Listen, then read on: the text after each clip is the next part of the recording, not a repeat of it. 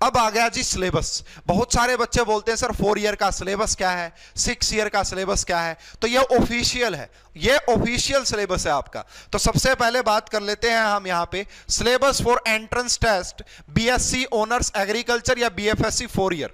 तो सबसे पहले बात करेंगे फिजिक्स की। तो पूरी 11 12 की फिजिक्स, पूरी 11 12 की फिजिक्स आपका सिलेबस है भाई। जो कंपटीशन का टॉपिक होते हैं वो सारा देख सकते हैं यहां पे। Introduction and measurement, description of the motion in 1 dimension, motion in 2 and 3D, है ना, laws of motion, work energy power, rotational motion, gravitation, properties of matter, heat and thermodynamics, oscillation, wave. अगर आप पहले 11 की बात करोगे तो ये 11th क्लास की यूनिट होती है फिजिक्स में। ये आपका 11th क्लास की यूनिट होती है फिजिक्स में।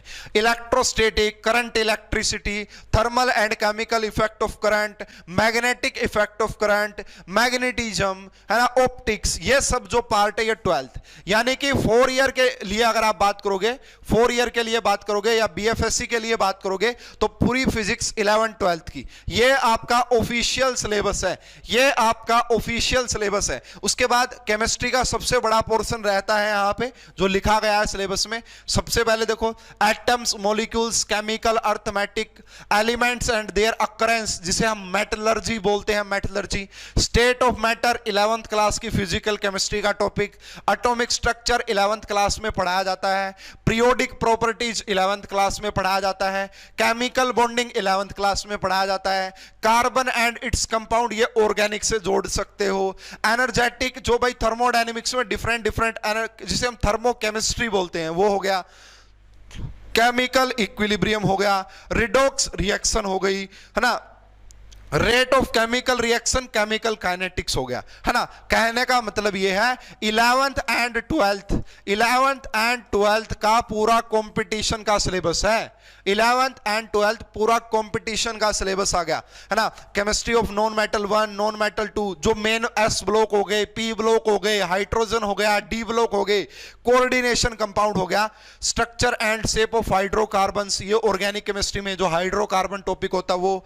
तो 18 टॉपिक यहां पे लिखे हुए हैं और आगे ही 18 टॉपिक आगे लिखे हुए हैं, ये राजी। तो केमिस्ट्री के सबसे ज्यादा टॉपिक लिखे हुए हैं ऑफिशियल सिलेबस में।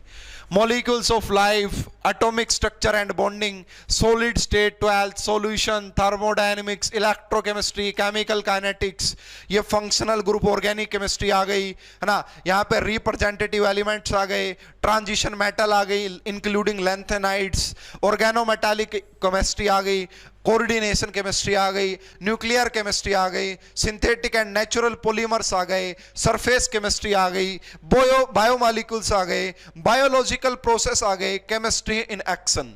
तो कुल मिला के 37 टॉपिक दिए गए हैं। अब क्या क्या पढ़ना चाहिए और क्यों पढ़ना चाहिए, उसके लिए आपके पास है पढ़ रहे ऑनलाइन क्लासेस का ऑप्शन, जो आपको बेस्ट प्रिपरेशन करवाती है BSc agriculture 4 year and 6 year के लिए। तो अगर आप इन चीजों को नहीं समझ पा रहे हैं तो आपको बस एक काम करना है, वो है पढ़ रहे ऑनलाइन क्लासेस का कोर्स ज्वाइन करना है। सब कुछ बता दिया जाता है कि क्या पढ़ना चाहिए और क्या नहीं पढ़ना चाहिए, ठीक है। क्योंकि हमारे पास काफी एक्सपीरियंस टीचर है ना, ऑलरेडी हमारे पास सारे प्रीवियस ईयर क्वेश्चन है, जिससे हमें पता रहता है कि एचयू क्या क्या क्वेश्चन पूछती है किस किस टॉपिक से। नेक्स्ट अब हम आगे चलते हैं जी। ये बायोलॉजी का सिलेबस आ गया। तो यहां पे लिविंग वर्ल्ड हो गया, यूनिटी ऑफ लाइफ हो गया, डाइवर्सिटी ऑफ लाइफ हो गया, ऑर्गेनिज्म एंड एनवायरनमेंट हो गया, multicellularity, structure, function, plant life, animal life, continuity of life, origin and evolution of life, application of biology. अब ये दिखने में छोटे छोटे टॉपिक लग रहे होंगे, आपको नाम लग रहे होंगे, लेकिन ये बहुत बड़ी यूनिट है। पूरी 11th और 12th क्लास की बायोलॉजी है। ये भी आपका 11th और 12th क्लास की बायोलॉजी है, ठीक है। उसके बाद चलते हैं मैथमेटिक्स पे।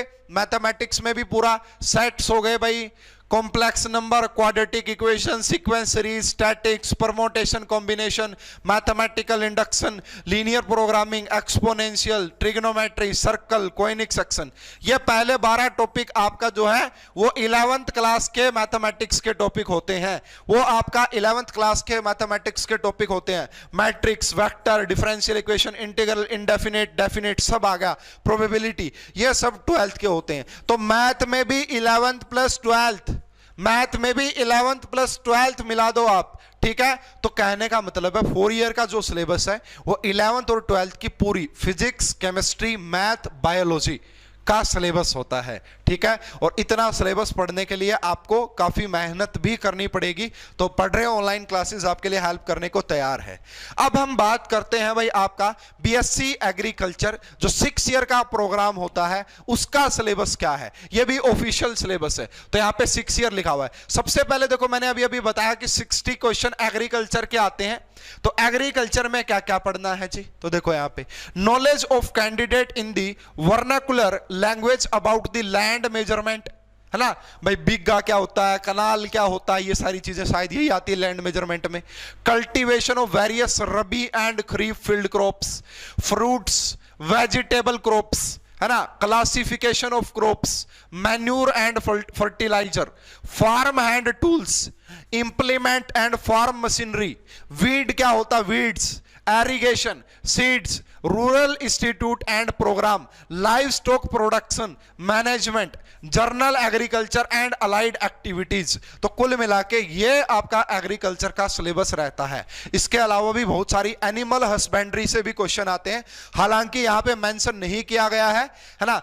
एनिमल हस्बेंड्री से भी क्वेश्चन आते हैं। साइंस की बात करोगे तो 10th क्लास की साइंस 40 क्वेश्चन आते हैं। टॉपिक मैं बता देता हूं यहां पे देखो, ये केमिस्ट्री का टॉपिक आ गया, केमिकल रिएक्शन एंड इक्वेशन पहला टॉपिक, एसिड बेस सोल्ट दूसरा टॉपिक, मेटल नॉन मेटल तीसरा topic, carbon and its compound ये भी। तो पहले कहने का मतलब है 10th क्लास की पूरी साइंस, 10th क्लास की पूरी साइंस आती है, फिजिक्स, केमिस्ट्री एंड बायोलॉजी। तो ये आपका 6 ईयर का सिलेबस रहता है, ये आपका 6 ईयर का